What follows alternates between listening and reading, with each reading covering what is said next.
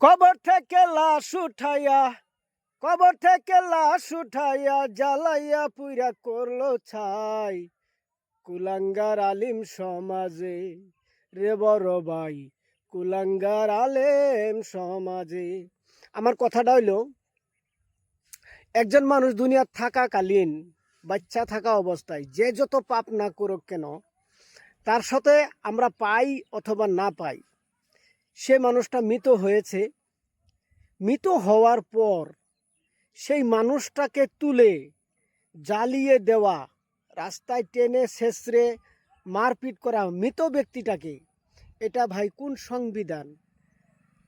কোন সংবিধান? এক ধরন আলেমের সংবিধান এটা।